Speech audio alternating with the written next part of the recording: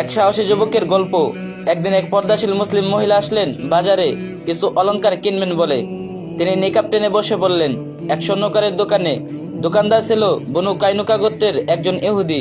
সে বারবার মহিলার মুখের দিকে তাকাচ্ছিল, মুখ থেকে নিকাব সরানোর প্রলোভ দিচ্ছিল। মহিলা কণ্ঠস্বরে বললেন, আমি মুসলিম নারী, তোমার এই অন্যায় দৃষ্টি নামাও। দোকানদার মুখে হাসলো, কিন্তু মনে অন্য চিন্তা। যখন মহিলা মাথা নিচু করে কিছু জিনিস দেখছিলেন, সে চুপি চুপি তার কাপড়ের পেছনে অংশ চেয়ারের সাথে বেঁধে দিল। কিছুক্ষণ পর মহিলা উঠতেই চেয়ারে আটকানো কাপড় ছিঁড়ে গেল এবং মুহূর্তের মধ্যে তার শরীরের কিছু অংশ উন্মুক্ত হয়ে পড়ল। চারপাশের ইহুদিরা হেসে উঠল। অপমানে লজ্জায় দুঃখে মহিলার চোখে অশ্রু নেমে এলো। বাজারের এক পাশে দাঁড়িয়ে এই দৃশ্য দেখছিলেন এক যুবক আনসারি মুসলিম। তার মুখ লাল হয়ে উঠল, বুকের ভেতর আগুন জ্বলে উঠল।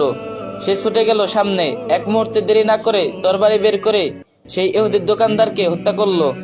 বাজার থমকে গেল। বনু কাইনুকার লোকেরা চিৎকার করে উঠল, আমাদের লোককে মেরেছে, ওকে ধরো। তারা সবাই মিলে সেই মুসলিম যুবকের উপর ঝাঁপিয়ে পড়ল। অল্পক্ষণের মধ্যেই সেই সাহসী যুবক শহীদ হয়ে পড়লেন, কিন্তু তার রক্তে লেখা রইল মুসলিম নারীর ইজ্জত অমূল্য। এই খবর পৌঁছে গেল নবী করিম সাল্লাল্লাহু আলাইহি সাল্লামের কাছে। রাসূলুল্লাহ সাল্লাল্লাহু আলাইহি সাল্লাম এর চেহারা পরিবর্তিত হয়ে গেল। তিনি সঙ্গে সঙ্গে বনু কাইনুকাকে ডেকে পাঠালেন। উক্ত ঘটনার জোরে রাসূলুল্লাহ সাল্লাল্লাহু আলাইহি সাল্লাম তাদেরকে মদিনা থেকে নির্বাসিত করলেন, যেন আর কোনোদিন মুসলমান নারীর দিকে কুদৃষ্টি না দেয়। এই সুন্দর ঘটনাটা যদি আপনার কাছে ভালো লাগে, তাহলে অবশ্যই ভিডিওটি শেয়ার করে দিবেন, আর যে যত পারেন বেশি বেশি কপি লিংক করে দিন।